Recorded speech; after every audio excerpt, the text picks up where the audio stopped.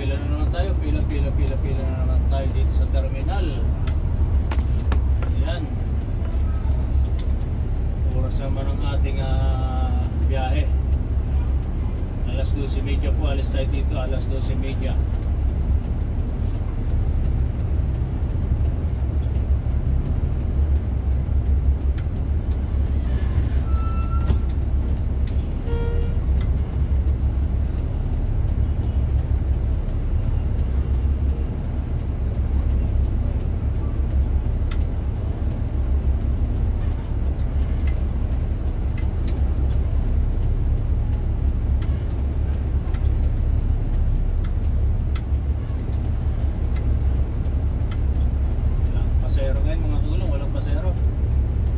Sinusundan natin 121 walang laman.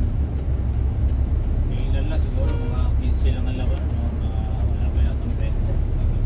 15 siguro. Kaya tayo sana magkalaman tayo kahit paano.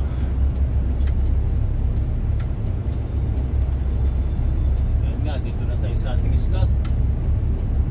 Waiting naman tayo ng pasero natin dito sa mga darating natin pasero.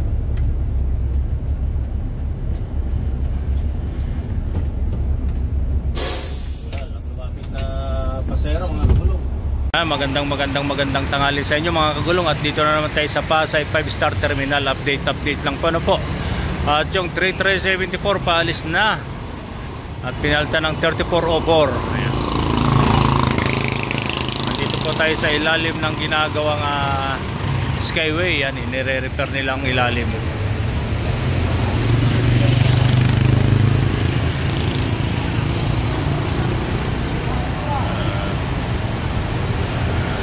Tawag talaga ng pasero kasi napaka-tumal ng pasero natin ngayon.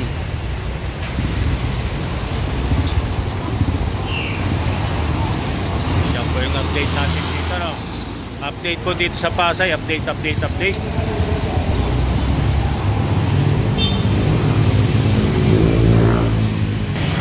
Ayan mga kagulong, update lang po tayo dito sa Pasay. At ang oras po ay 12:02 ng tanghali, Wednesday, January 28 Tunghay Patchoy at 29 Tunghay Patchoy mga kagulong. Ayan, shoutout po sa inyong lahat. Update lang po tayo dito sa Pasay 5-star terminal.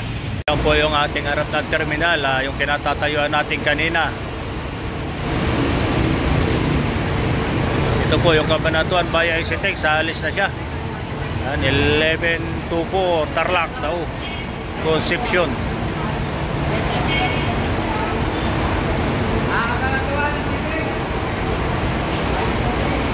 Yan po ang mga bus na nakapila ngayon dito sa Pasay.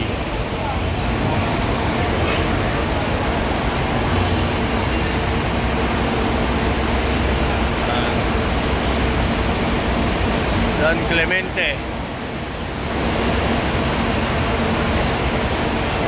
Cataut, Manawag,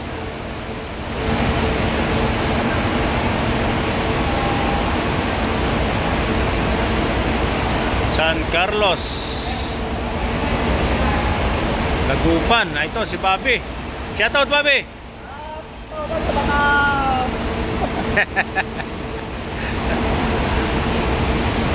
Bulinaw. Ayan. Siyempre hindi mawala itong ating bus dito. Ayan.